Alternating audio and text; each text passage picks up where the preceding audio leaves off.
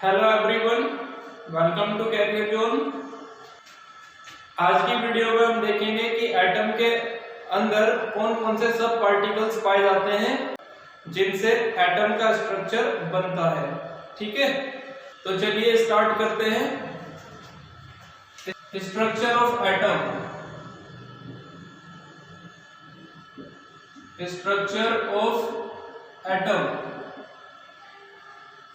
है ना। तो जितना भी मैटर पाया जाता है हमारे आसपास वो सभी एटम से मिलकर बना होता है। ठीक है, all matter is composed bye atoms. ये ना, जितना भी मैटर है हमारे पास वो सभी किससे मिलकर बना होता है? एटम से। ठीक है, एटम हमारे पास दो फॉर्म में पाया जाता है। या तो एटम इंडिपेंडेंटली भी एग्जिस्ट कर सकता है और दूसरा एटम कंबाइंड फॉर्म में भी पाया जाता है। एटम कैन एग्जिस्ट इंडिपेंडेंटली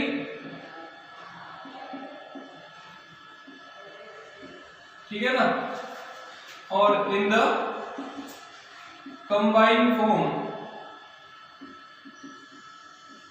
ठीक है ना, कंबाइंड फॉर्म में भी एग्जिस्ट कर सकता है और इंडिपेंडेंटली भी एग्जिस्ट कर सकता है। ठीक है, तो कौन से एटम इंडिपेंडेंटली एग्जिस्ट कर सकते हैं?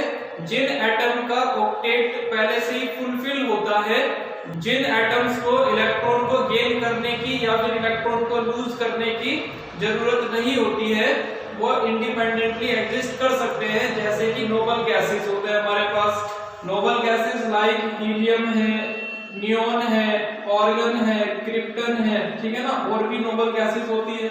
तो ये ऑक्टेट फुलफिल होता है। हीलियम के आउटर मोस्ट सेल में 2 इलेक्ट्रॉन और बाकी की जो नोबल गैसेस है इन सब के आउटर मोस्ट सेल में 8 इलेक्ट्रॉन होते हैं। तो ये इलेक्ट्रॉन को लूज या गेन नहीं करते हैं। ठीक है ना, तो इंडिपेंडेंटली एग्जिस्ट करते हैं इनके एटम। बाकी कुछ एलिमेंट्स ऐसे होते हैं जो इलेक्ट्रॉन को लूज भी कर लेते हैं, इलेक्ट्रॉन को गेन भी करते हैं अपने आप को स्टेबल बनाने के लिए। ठीक है ना, तो वो एटम कंबाइंड रूप में नेचर के अंदर पाए जाते हैं। ठीक है, अगर हम एटम की बात करें तो एटम इलेक्ट्रिकली न्यूट्रल होता है। ठीक है ना, एटम इज इलेक्ट्रिकली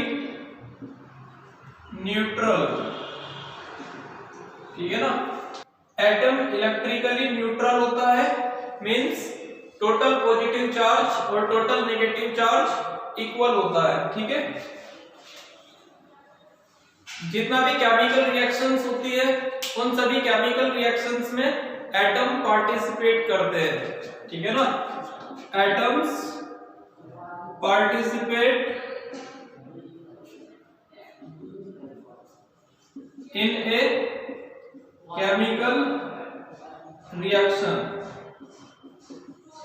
ठीक है ना, तो एटम पार्टिसिपेट करते हैं केमिकल रिएक्शन में। ठीक है ना, स्टार्टिंग में डाल्टन की थ्योरी के द्वारा बताया गया था कि एटम स्मॉलेस्ट पार्टिकल होता है मैटर का, लेकिन बाद में एटम से भी छोटे पार्टिकल डिस्कवर किए गए जिनको सब एटॉमिक पार्टिकल्स कहते हैं, जो कि इलेक्ट्रॉन, प्रोटॉन और न्यूट्रॉन होते हैं। ठीक है ना, तो एटम का कंपोजिशन कैसा होता है?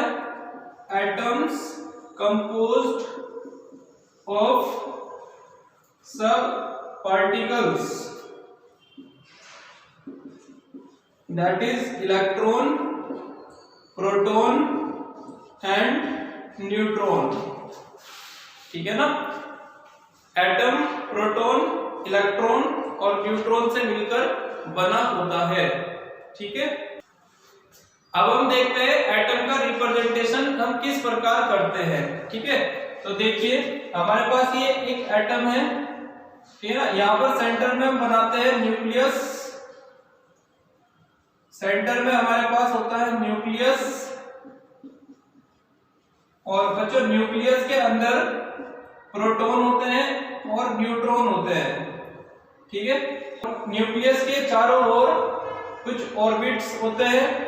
इन ऑर्बिट्स के अंदर इलेक्ट्रॉन रिवॉल्व करते हैं। ठीक है ना, ठीक है। इलेक्ट्रॉन और ये नेगेटिवली चार्ज पार्टिकल होते हैं, प्रोटॉन पॉजिटिवली चार्ज पार्टिकल है और न्यूट्रॉन न्यूट्रल होता है, ठीक है ना। इलेक्ट्रॉन के ऊपर नेगेटिव चार्ज होता है, प्रोटॉन पर पॉजिटिव चार्ज होता है और न्यूट्रॉन पर कोई चार्ज नहीं होता, ये इलेक्ट्रिकली न्यूट्रल होता है, ठीक है ना।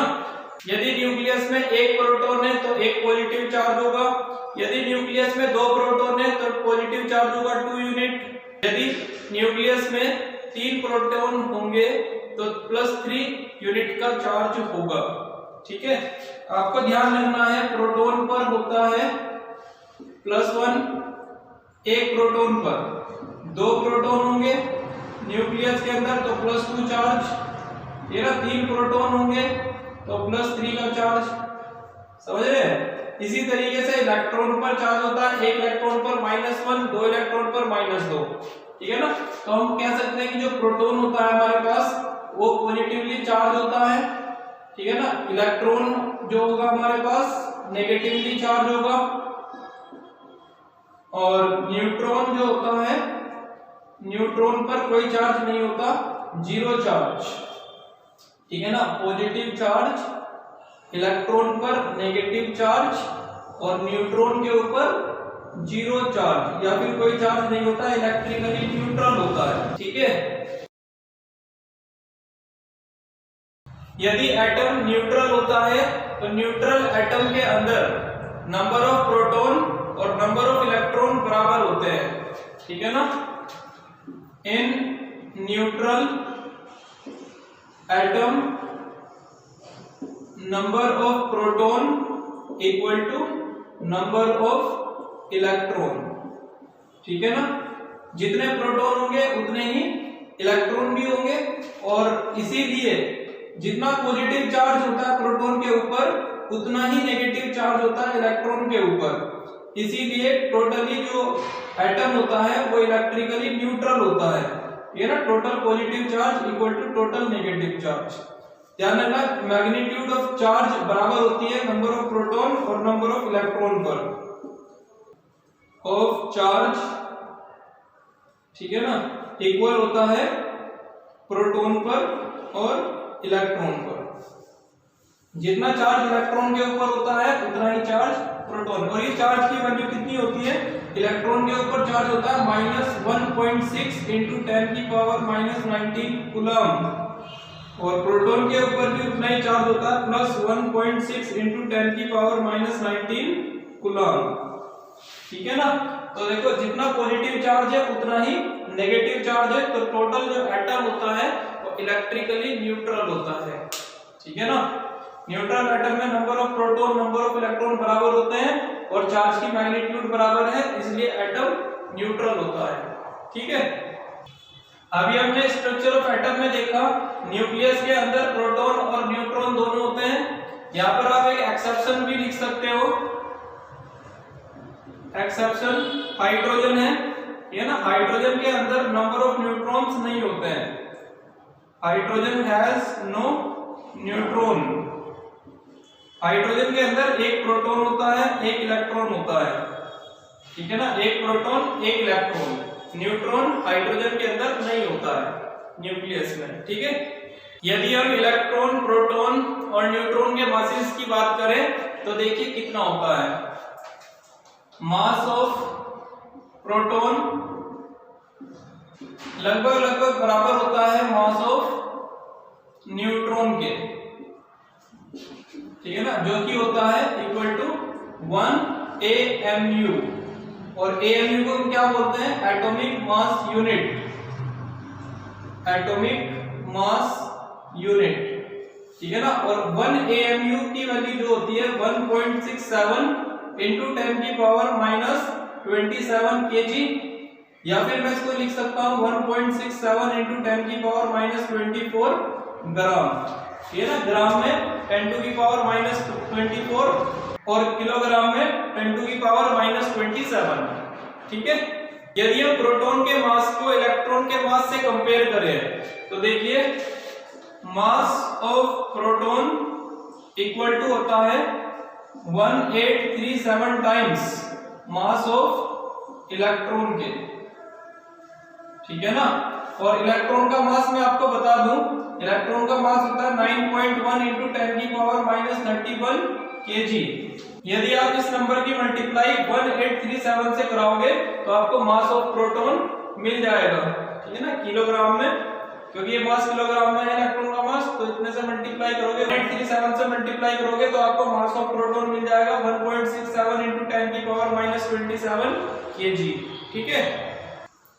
अब हम बात करते हैं साइज ऑफ एटम और न्यूक्लियस की। तो अगर हम साइज की बात करते हैं, न्यूक्लियस का साइज एटम के साइज के कंपैरिजन में काफी छोटा होता है, ठीक है ना। ऐसा कहा जाता है कि न्यूक्लियस का साइज 1 लाख गुना छोटा होता है, 1 लाख टाइम्स स्मॉलर होता है एटम के साइज से, ठीक है। यदि हम देखें साइज ऑफ एटम 10⁻⁻10 मीटर हो, साइज ऑफ न्यूक्लियस कितना होगा 10⁻⁻15 मीटर, ठीक है। तो एटम के साइज से न्यूक्लियस का साइज 1 लाख गुना छोटा होता है, ठीक है ना।